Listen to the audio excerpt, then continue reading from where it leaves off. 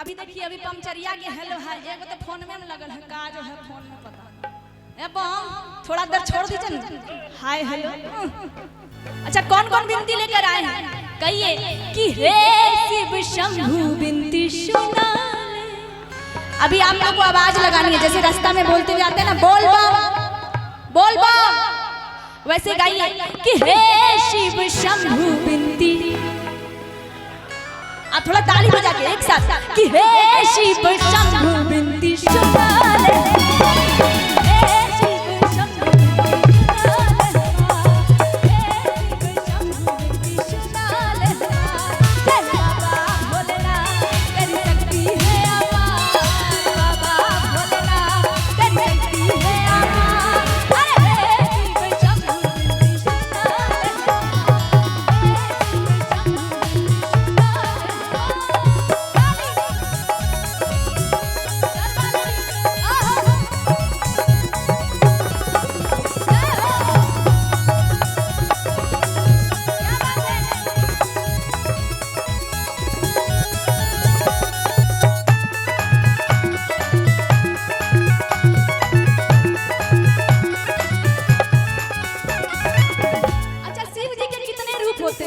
आप लोगों ने देखा है क्या कोई शिव जी को देखे हैं साक्षात?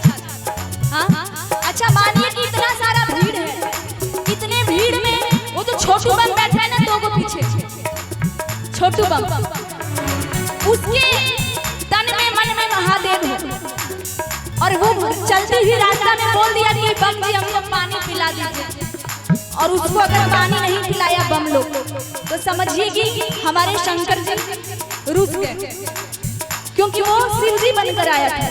इसीलिए भोलेनाथ के रूप में अभी कौन ही कांवरिया के भेष में है कोई नहीं जानता। इसीलिए कहेंगे जाने कितने ही रूप बनाए तेरे दर को है चलते आए।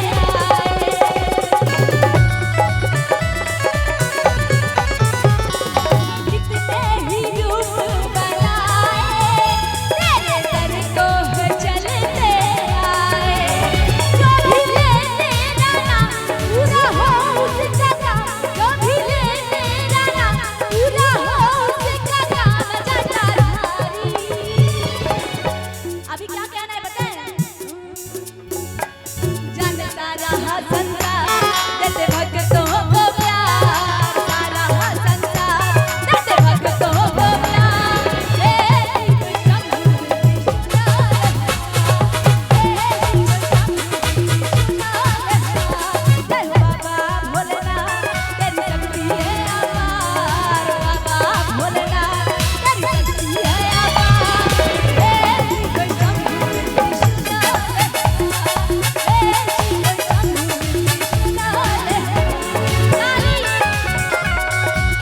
चाचा लाली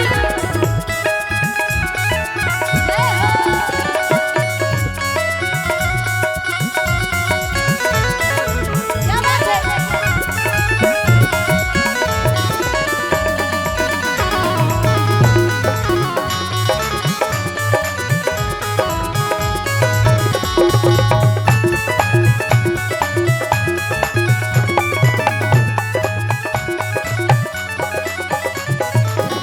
अच्छा भोलेनाथ के जटा में क्या है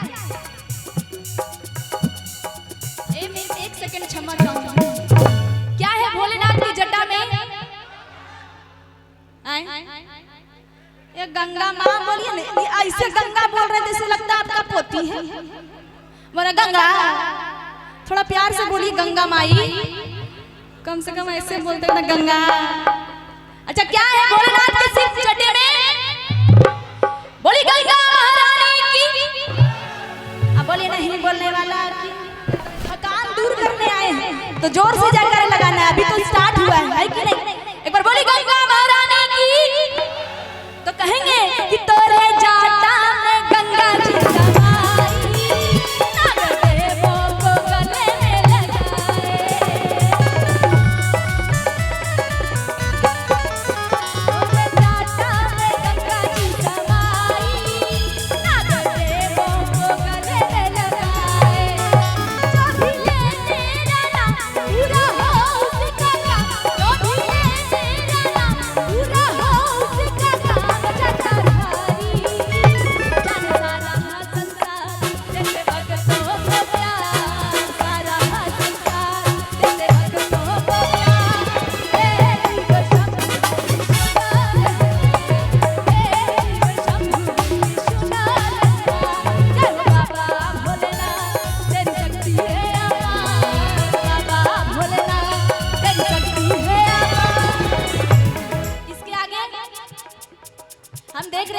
इसका ध्यान है। इसके आगे क्या है? हे शिव शंभु बिनती काली, हे शिव शंभु बिनती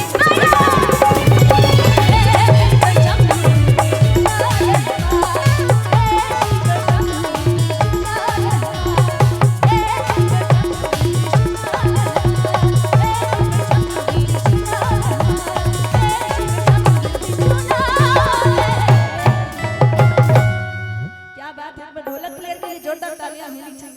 बोली शंकर भगवान की।